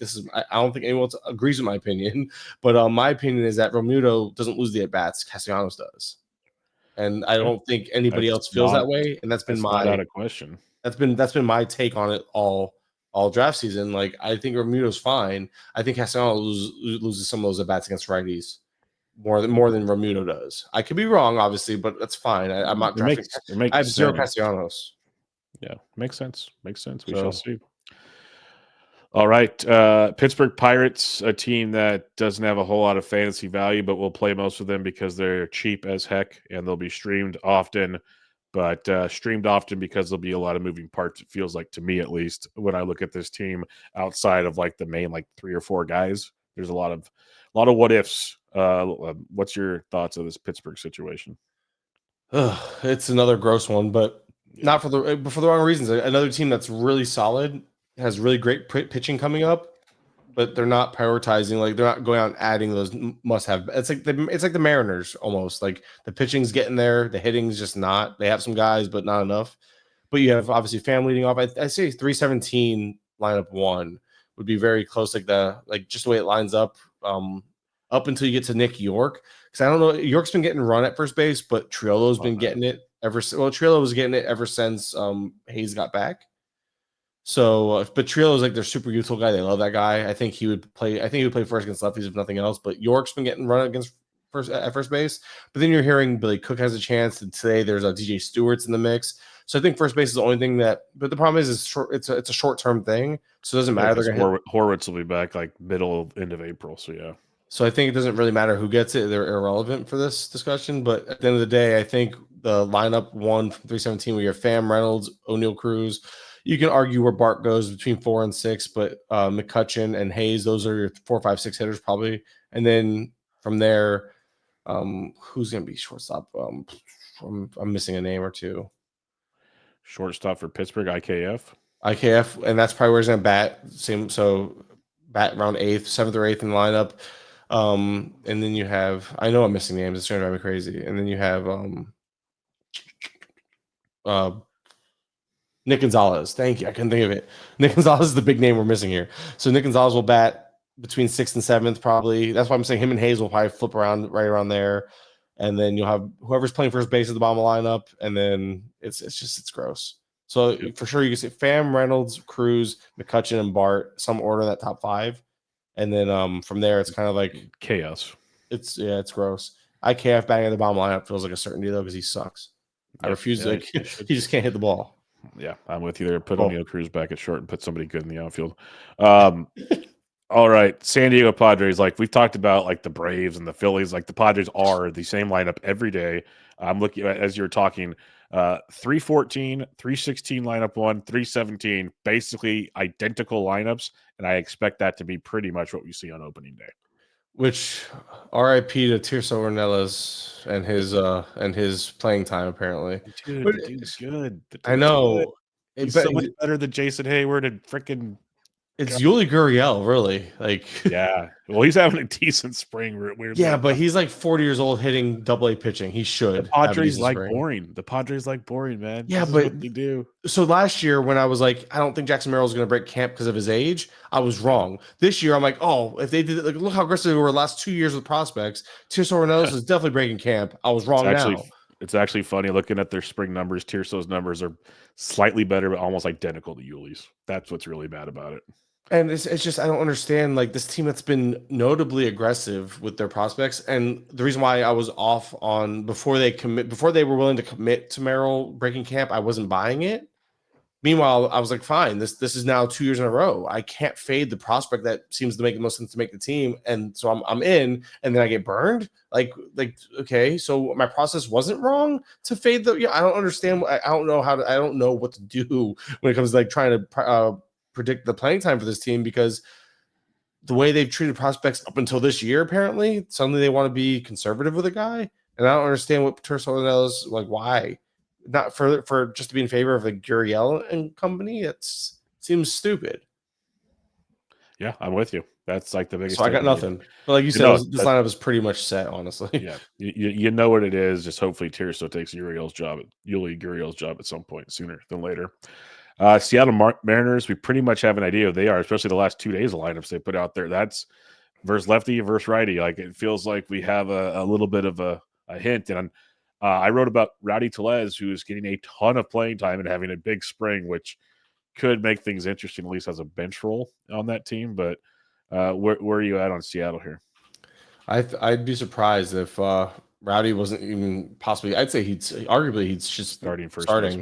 Yes, starting first baseman. You put Rayleigh's been playing primarily in the outfield. It's shocking. Yeah, and then yesterday, when they put Rayleigh in at first base, that was the day that they sat Tellez. But today Tellez is back in the lineup, and it's another one of those lineups where Tellez at first base, Rayleigh is out of the lineup, which is weird. I don't know why. Maybe just because it looks like they're probably just giving him a rest day because he played back to back already, right? Mm-hmm. Yeah, he did. So, but I think, like you said, it's one of those things where they're showing us that they want Tellez part of this lineup. I think Canzone is kind of odd man out. You put, he should be, and that's probably what it is. They brought in Tellez. Tellez is going to DH on first base against righties. You're going to have Rayleigh first base and outfield against righties, and then they talk about Solano being almost everyday guy, and they've kind of shown that too. Solano's in most lineups, and it's weird. Question I have for you. I think it should be the way it is, but it feels like they're not going to do it. Ryan Bliss has played 4 out of the last 5 at second base. Are they actually going to go this direction? Because he should be the starting second baseman over Dylan Moore, but maybe I'm just too excited on that. No, that's been my take since the beginning of spring. Before spring started, I was like, I really do think Bliss is going to take the job, and he just had to show he could hit fastballs. But apparently he'd been working on it all spring and or all off season anyway. And he's having, last I checked, he was having a pretty solid spring. And like the comp that comes to mind is like early season, like Hamilton vibes where he could steal bases. Yeah. But it might be just like, hey, heads up. It might be like, that's it. You have to build for that because the power is not really. I mean, he's shown some pop in the past, but I wouldn't I wouldn't bank on it. Agreed. It's just Yeah. not like type of As a late profile. pick though, I can survive a Oh rabbit. I don't yeah, like the early rabbits. Like, yeah, you give me one of my last rounds and take a Ryan Bliss when you kind of said screw it at second base. Like yeah. that's kind of He's a like in given. that. He's in that conversation with like Estrada and others, where you're like, Yeah. maybe I'm light on It's speed, like need second base, middle infield. Ryan Bliss versus like Otto Lopez. Yeah, and that's I'd probably personally prefer Bliss. Yeah. Bliss is on my short list for guys I'm looking at like in the reserve rounds of my main event, and like, that's like the only thing you'll get out of me. That's because I've been really high. That's because I've been super high on Bliss like most Yeah. offseason, and I don't have enough shares, but I have some DC shares, which is nice because like there's a lot of my one trend I found out in my early leagues was I was really light on speed, so that would be really helpful to have. But Speed's yeah, good. I'm not expecting like oh my like a league winner by any means, but he's the type of guy that you stream him for like he can go on a 2 week stretch where he's like he can go full David Hamilton. That's why I'm like Yep. maybe not as much power, but like just that's what it reminded me of a guy that like if he plays every day, he could steal 2 to 4 bags in a week and really just be that guy for a couple of weeks as long as he's running hot. And Sure. but I think Dylan Moore is just primed for that super util spot. I don't know. Yep. And It fits their team better. He's not an everyday but player, then but he's around when necessary. But then you see today, like now again, it's probably just a product of playing back-to-back games for Bliss. But then you look at today's lineup and you see Dylan Moore at second base over Bliss in a full lineup.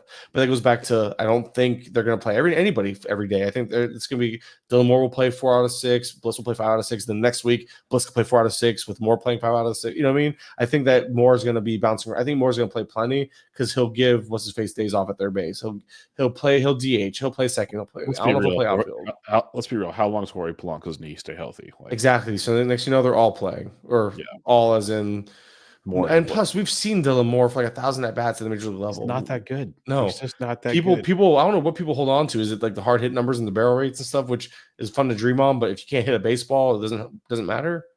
Like when Like Zach Geloff's actually better than you, that's a bad thing. Dylan Moore was a guy. Like, he was a dude I was super in on for a long time. And last year, it's funny we're talking all this crap about him, but he did put up 10 home runs and 32 stolen bases last year.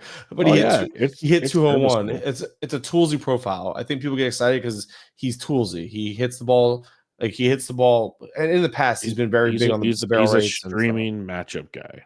Like that's what you want Yes, him and for. you ride the hot streaks and you drop him when he cools down.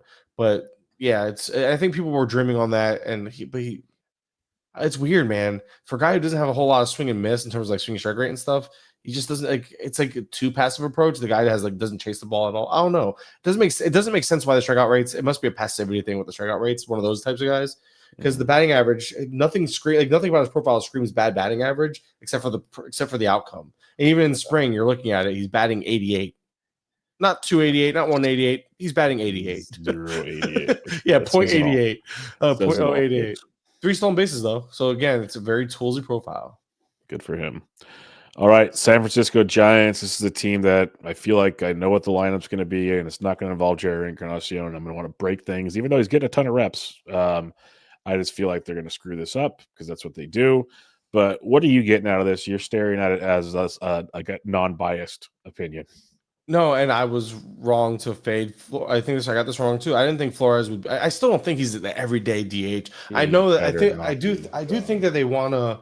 I do think they want to be less platoon heavy from what I was hearing and gathering from. I think teams in general are finally getting away from like super strict platoons. Not all of the teams, but I think Giants are less likely to platoon as much this year. We'll see. I'll believe it when I see it though.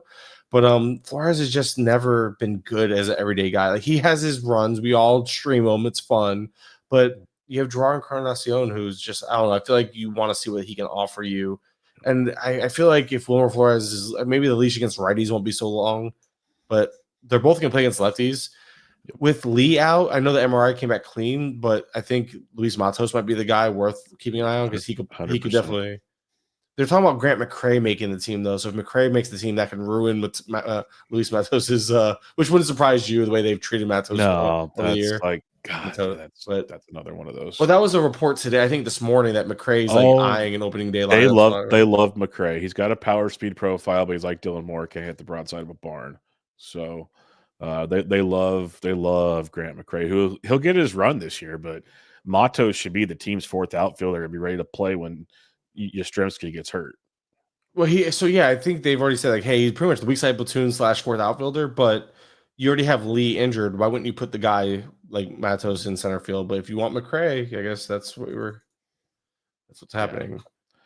It's a bad deal. Bad deal. And I think we're wrong to say Moore can't hit the ball. He's just I looking at his profile. I just don't know what the heck he does. He doesn't do nothing with it. I don't understand how you have that profile. You look at that profile. It screams like again. I don't understand. No, I'm talking about Moore, Dylan Moore. Actually, you're back on Dylan Moore. Yeah, well, I'm not back in on him. I said you're back on him. Oh, back on him because because when you made the comment about how he can't hit, I'm like, no, the dude actually hits. He just I don't know what he's doing. Maybe he's not swinging. Maybe he's too passive. It just aggravates me. What do you say you do here? Anyway, that's the question. I just don't understand. I just don't understand how. Yeah, full. Yeah, I get it. I got the reference. It took me a second. All right, St. Louis Cardinals. This is a team that, if you watch Cardinals Twitter, they love it. Big fans of what's going on around here. I'll just let you have the floor here because I think, it's for those listening, I put my hands up in the air because I don't know. Every lineup is just like, the 315 lineup could be close to what you get. Well, it's a matter of what are we doing with Siani and Scott. I don't know if I don't think both make the team or both make the team. They both got I don't think they're gonna keep one up just a platoon. Like Siani doesn't belong as a major league regular, but they love his defense. I think Lars Nootbaar, like right now, Nootbaar's batting top 2. It looks like almost every lineup he could be leading off if Wynn is forced to miss time, but it sounds like Wynn's gonna be back in the Friday lineup from what I was reading. That's what it so. Says, If he gets back on time, assuming he does, Wynn's leading off, Nootbaar second, Contreras third. Donovan should play just about every day, batting somewhere towards the middle of the lineup, 5 or 6 probably because Arenado fourth. Jordan Walker, if he returns, and that's the thing, as long if Jordan Walker is Walker back yet? Yeah, he is. Okay, he did. He's back. Yeah. Because I was looking at 316 and I didn't look down. So with Walker back in the lineup, it screws things up again. Like Walker being out, everybody had a place, everybody was happy. Walker's back. Somebody's getting screwed, and I feel like the reports flip flop every day. It's like Victor Scott's eyeing it. No, Siani's got it. I don't have a read on this. I want it to be Scott. I think Scott deserves a shot, especially over freaking Siani. But this team's been very bad with how they use their prospects. They either rush them up, or they don't give them enough leash, or they hey, you're going to be up, but while you're up, we're going to platoon you / like play you part time. But Scott's having a really good spring, so if this team would be dumb not to ride that hot hand and see if it can carry over this year. I mean, he's showing he's got a little pop, he's got a lot of speed. You know that. So I don't know, man. Victor Scott looks like he should be getting a shot here, but I hope so. But at the same time, I say that with no confidence because the Cardinals, instead of giving their young guys rotation spots, you know what? We're going to consider a 6-man rotation instead. That's not the answer. No, it's not. A lot of teams try it, doesn't succeed. Catching situation, got Herrera's played 12 games behind the dish, Pages 10. So it's nearly a 50-50 kind of as expected. But Herrera getting a slight advantage would mean good things. I'd appreciate that. Yeah, but then I think it's just 50-50. I feel like I think Herrera could like easily pinch hit for him in games and stuff like that. So maybe that's his path to extra at-bats. But I unfortunately, and we've always been Team Herrera here. So it's just a matter of I have a couple shares, but my excitement was dampened really early on in the offseason.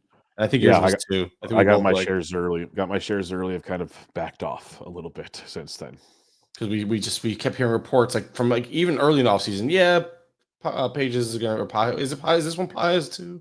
I call it Pages. Maybe I'm wrong. I don't know. I think it's Pages because I'm just going off the other pronunciation. But at the end of the day, they stay high on this guy, and it's because of his defense, and that's fair these days with all the rules and all that. It's having a good defensive catcher is a big plus, but still aggravating. All right, Tampa Bay Rays. I want to talk aggravating. Check out these lineups. Yeah. What do you see? I'm just going to leave it at that. What do you see here? So you have like so I think it's Yandy Diaz leading off, Brandon Lau batting second, and then you have Josh Lowe batting third or fourth with also with Caminero batting third or fourth. I think there's somebody else I'm missing. Morel batting fifth. Morel's fifth or sixth. I think against lefties he'll move. I think he'll move up against lefties. I think he'll probably bat closer to 6th or 7th against righties because you have Aranda as a lefty. So that's why Morel batting fifth is a possibility. But where's Danny Jansen been hitting also? I feel like you're right. They've been showing partial lineups like all spring is the problem. Like it's not like the top half of the lineups are usually pretty good. But yeah, like the 3-9 lineup, you have Diaz, Lau, Caminero, Aranda. So you put Lowe in there.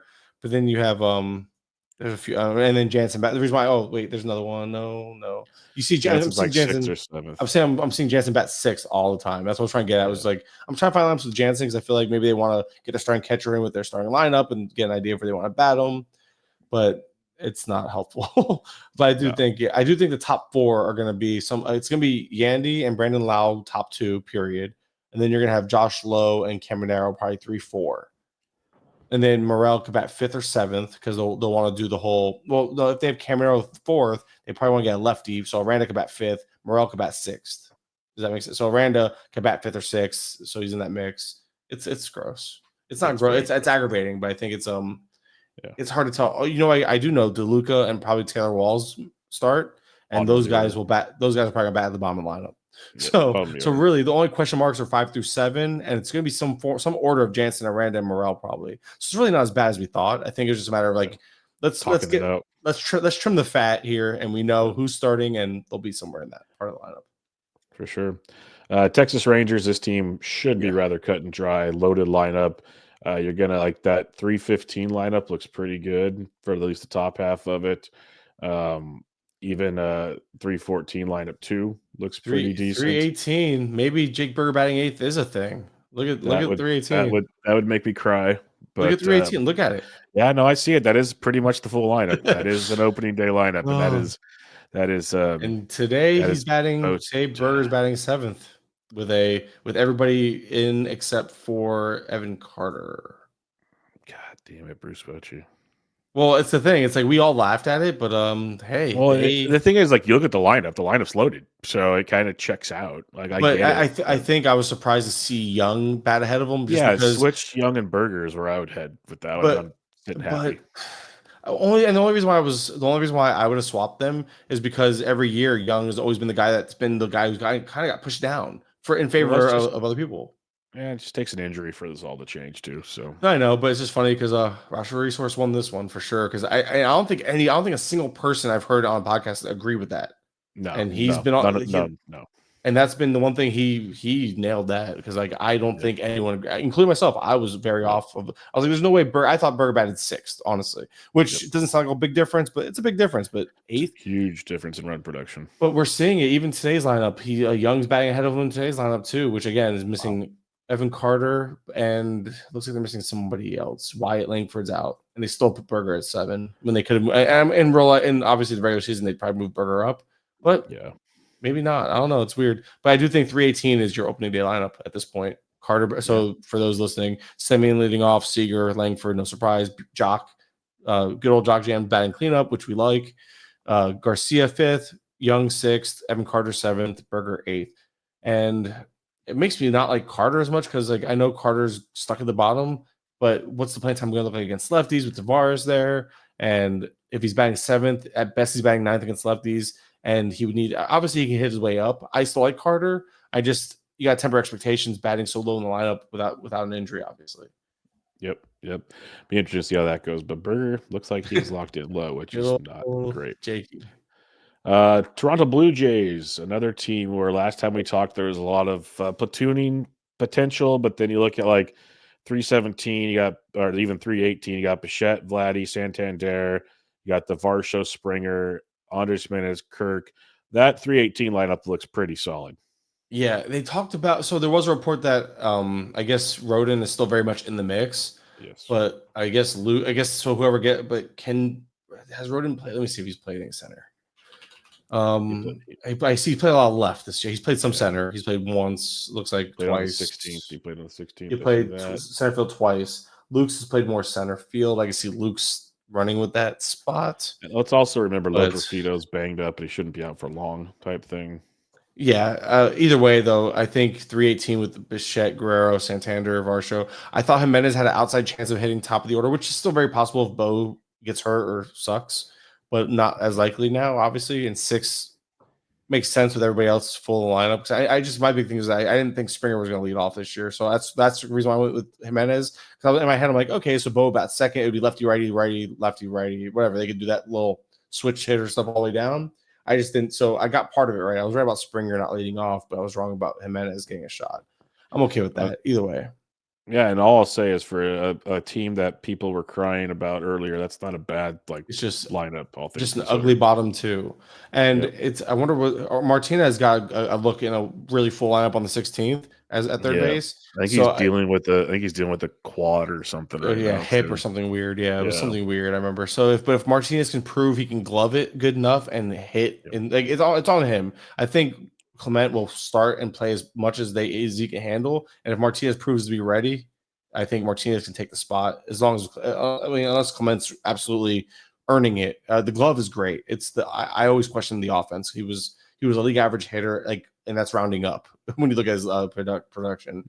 So Yep. if he can't improve, if Clement can't improve on that, I think the leash will be as long as Martinez allows it to be, or Barger if Barger ends up being Yeah. good, or Barber will get Wagner. some. But Wagner Yeah. plays first. Wagner hasn't really played a lot of third this year. It's been mostly DH first base. Yeah, it's third's Clement's job, it feels like. It's it's definitely his job. It's just a matter of how long is that leash. I feel like they'd rather have Clement as their Dylan Moore type more than an everyday guy. I think that's what they Gotcha. want. I just don't think that they have the ability to make that happen right now unless somebody steps up in a big way. Gotcha. All right, the last team we got here, the Washington Nationals.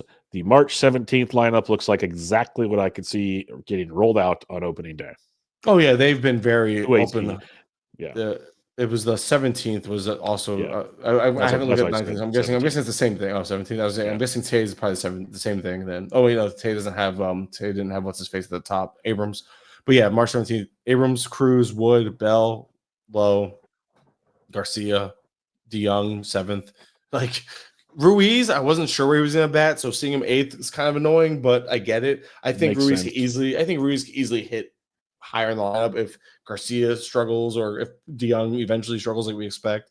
So at least move up a spot or two, but he'll play every day, and it's not a bad lineup to be a part of. So not ideal, but most catchers bat bottom half of the order anyway. And yeah, that was the only thing that was a little surprising, only because Ruiz, we've seen them. I guess it's because they didn't have this much of a lineup last year, but we saw Ruiz hit top half of the order, top or in the middle Yeah. all year for the most part. And that was because they didn't have James Wood, they didn't have Dylan Cruz. So I They guess, wrote it. and yeah, they're actually really solid at the top. So I like what we're seeing here. So Ruiz obviously takes a little bit of a hit, but being in a better lineup, maybe it evens itself out with the counting stats. Yep. Love the Nats lineup. So that's It's a fun. nice easy one to wrap up on, which is Yeah. always good. Before we head out of here, all 30 teams in the books. We do have a couple listener questions I here. think we nailed most of them because they're the playing time ones. One was Yeah. about Rodin. That's why I made a point Yeah, to answer like we them. got Dietz. Well, Dietz, this one's not a play. Dietz says he's got the first 2 picks in a draft. Which 2 should I take? Freeman, Jazz, Trey, Machado, Burns, Gilbert, and Crochet.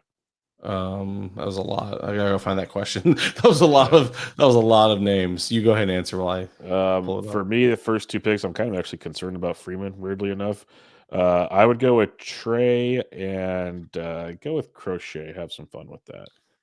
Yeah, I was leaning Crochet because when I heard Crochet, I like to get my Oh, ace. he's got So keepers. He's got keepers. He's got oh Tucker, Vlad, Churio, Wood, and Strider. so he doesn't need Trey. Yeah, he needs a shortstop. Yeah, but I meant I meant skill set Oh, wise. yeah. But at the same time, I don't know. Oh, but it's a keeper league, so give me the younger. I'll take Jazz, who's younger, and Yeah, and Crochet, who's the Crochet. youngest ace. Like, Crochet's the easiest one out of that whole group. Yeah, and I'd probably go Jazz just because if it's a keeper league, I want to keep the guy That's with fine. and then no average, by the way. So Yeah, Jazz, helps although out a lot. he's not the best in On OPS. on He's the still on the flip solid. side, if you want 2 young guys, you could go Crochet and Gilbert and just have Crochet, Gilbert, and Strider. You're right. That's I that's can get behind it's a that. quality start league with ERA whip like that. That's a biggie right there. Yeah, I wouldn't hate Gilbert Crochet honestly. that's actually not bad either. You're right. I could. So if you want to go, if he wants to go hitter pitcher, I would say Crochet Jazz personally. I can get behind Mhm. any other hitter though, but those are my 2 picks for hitter. But if you want to go hit pitcher and just like yeah, that way you're set on both sides of the ball and just have to draft to fill in the blanks. Yeah, For sure. Gilbert, Crochet, Strider would not be a bad 3 to have in a That'd be keeper a league. pretty awesome one to go with. Gerald points. We mentioned the Alan Rodin thing that you said, but he also says, would you start if Rodin makes the team? Would you start him over Adele, Ward, or Aranda in a 15 teamer? I Um, would start all those guys over Rodin personally. yeah, as long as Adele actually plays every day, that's the only thing you just got to keep an Yeah, eye on that. Unless Rodin even starting every day? Probably. That's the thing is, I think he's platooning if he makes a team. I could be wrong, but it feels like he's in a platoon And situation. Adele could even be platooning with Moniak. It's still a question. I don't know. I don't know what we're going to see there. Don't wish that into position, please. I'm not wishing that in anything. I just don't know. I'm joking. It's true. Hey, trust me, I get it because Adele is going to slump and he's going to make everybody say, well, let's give him a break. See where this goes. And He that's what matches scares me. lefties. So yeah, I could see it coming. Adam Brunchin says Boston second base, Hamilton versus Campbell. I think it's Campbell. Yeah, and that's just based on like reports. Not it could change tomorrow. I think you have to go with what the reports are saying though with Campbell. And then Tampa Bay, can or will any starting pitcher reach 150 innings pitched? Oh. I think that's the max for most of them. I think we can see I think 130 feels safe to kind of project. 150 being like the ceiling. But if this team has playoff aspirations, are they going to Dodger this thing? Probably. I can see some piggyback starts. They have Littell. They've been stretching out Boyle. I feel like those guys are going to piggyback. Like they're going to open. Those are going to be like multi-inning openers. And then you have the guys come in pitching bulk. You're going to have like two bulk guys. I can see Rasmussen and like other guys be bulk guys this year. Yep, I'm going to go with a no for me on that one. St. Louis Perfecto says, will the Cardinals actually screw up the outfield and cost Burleson at bats? Also, Burley struggled down the stretch. Are you concerned or think he can hit like a top 100 player like he did for the middle of last season? So I think Burleson's losing at bats. Yes, 100%. Yeah, not only is he platooning, but now they seem set on getting Gorman at bats. Yeah. And Gorman getting at bats means somebody's got to sit. And when you look at that team, unless they're sitting Donovan, which I have a hard time believing they would sit one of their better defenders and hitters. This is a small ball team. They want him to get on base. Like that's their dude. And I think Burleson, that's the thing. I think Burleson deserves a full-time role over a Gorman type. But if it depends on, it really does depend on how set they are on getting Gorman that look. That's really, it comes down to that. Because I don't think Gorman deserving of it, but if they are, because they've been super like vocal about wanting Gorman to play every day, then it feels like Burleson's the clear loser here, even against righties. It turns into, does Burleson just play 3 out of 5 when like Walker needs a day off and they shift things around, or when Ronaldo needs a day off? Does he become that like utility, the guy off the bench to kind of plug into? And he hasn't really played much outfield this spring. It's been mostly first base DH. I think he's maybe played a little bit, but not enough. Yeah, I think Burleson's the odd man out here, and it sucks, but that's the Cardinals' way. All right, Mr. Kurland, that'll wrap us up. Any final thoughts? You got your big draft on Sunday. Lineups are kind of like, it seems like at least a third, if not almost a half of the teams have pretty much shown their hands, which is nice. And the other ones are just pains in the butt anyways. Pretty much. Like you've hit the nail on the head on that one. There's not really a whole lot to say there. Yeah, just excited to get to the start of the season so I can start agonizing and overthinking everything in season. That's the best part. Yes, it's so much fun, and I can't wait to hear all about it from you. Oh, I'm sure you'll hear plenty. It'll be a blast. But for those that are still into this kind of stuff, go check out Mike's Twitter account, Mike_Kurland. He has his sheet posted, pinned to the top of his profile. That'll get you rocking and rolling there. And until next time, you can follow Mike on Twitter at Mike_Kurland. I am Matt B. Dientrich. This was Bench with Bubba, episode 754. Catch y'all later.